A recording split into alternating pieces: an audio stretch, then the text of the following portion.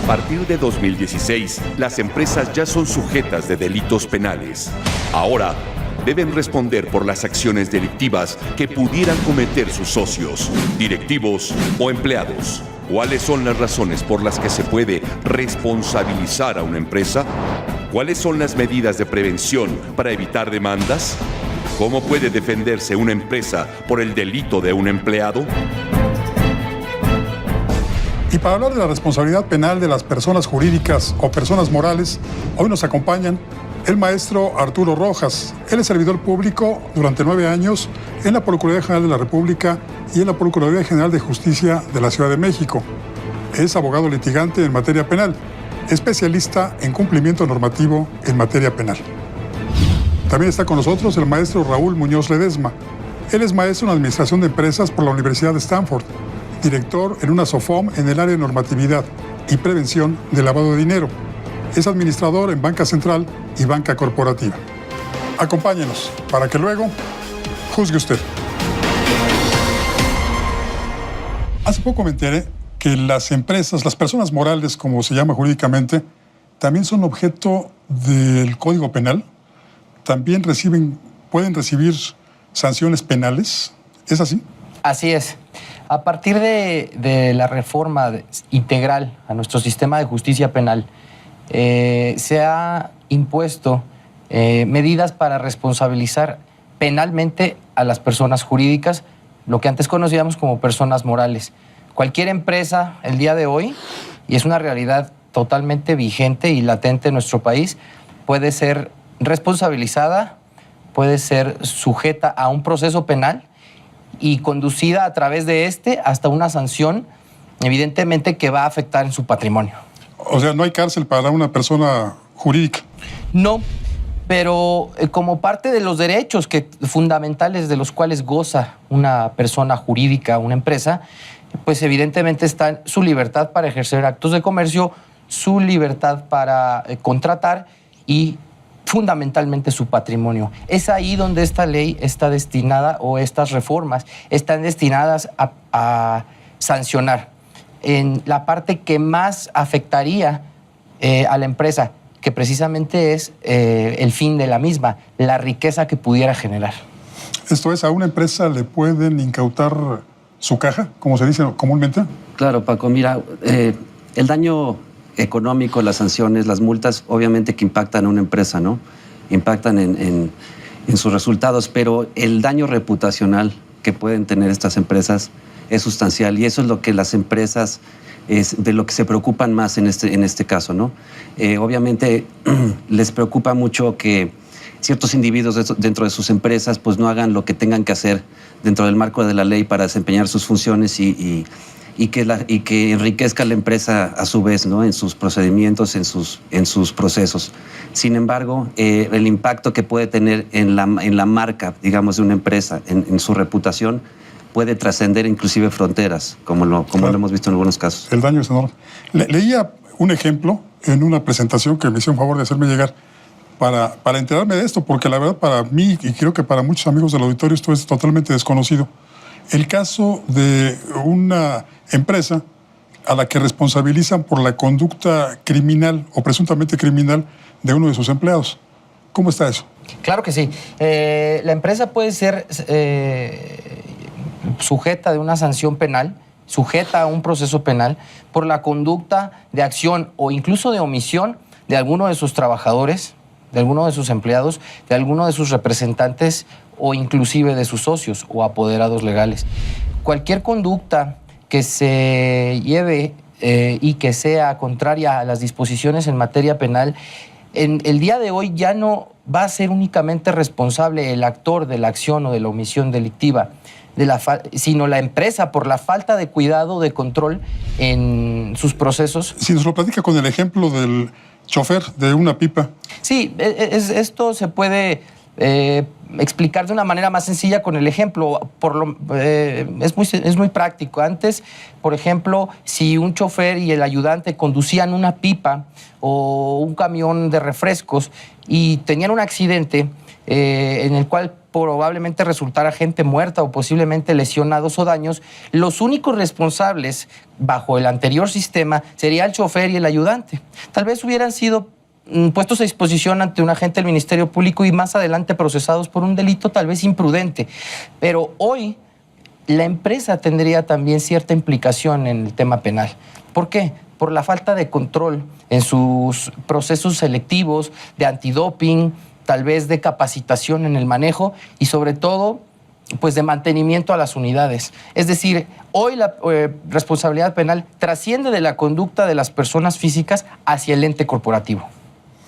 ¿Y qué hacer? ¿Qué tiene que hacer una empresa para evitar ser procesada? Pues bueno, se tienen que implementar muchos controles, se tienen que establecer manuales de operación, se tiene que establecer sistemas en el caso de la tecnología, que te doy un ejemplo, ¿no? Un empleado no puede bajar pornografía, digamos, en la computadora de la empresa porque, como dice el abogado, pues puede ser penalizada por esa conducta. Ya no se van a ir sobre el empleado, se van a ir sobre la empresa. ¿Por qué? Porque no puso firewalls, no puso controles que impidieran que el empleado llevara a cabo esa conducta, ¿no? Para una convivencia sana en el ámbito laboral, capacitación, ¿no? A los empleados para temas de acoso sexual, entre otros temas, ¿no? Obviamente se tienen que implementar muchos controles, muchos procedimientos para que, obviamente no se puede mitigar al 100% el riesgo de que un empleado cometa una infracción, como dice el abogado, pero sí se puede probar ante un juez de que se tomaron las medidas necesarias para prevenir esa acción y bueno, y el resto pues ya es responsabilidad del individuo, ¿no? Esto redunda en la defensa de los derechos humanos al seno de la empresa, lo mismo que a un comportamiento más ético por parte de todos quienes conviven en ella, ¿no? Así es, se tienen que observar códigos de conducta, de ética. En el caso del lavado de dinero, pues tiene que haber muchos controles para que un individuo no pueda dañar a la empresa por una acción individual, digamos, en este caso, ¿no? Es a partir del nuevo sistema penal acusatorio que entran en vigor estas reformas, ¿no es así? Es correcto, fue a partir del 2016 y es importantísimo lo que menciona el maestro, es los controles al interior de la empresa y todos estos esquemas de organización y de prevención, mitigación de riesgos penales van a influir drásticamente en el resultado del proceso hacia la empresa.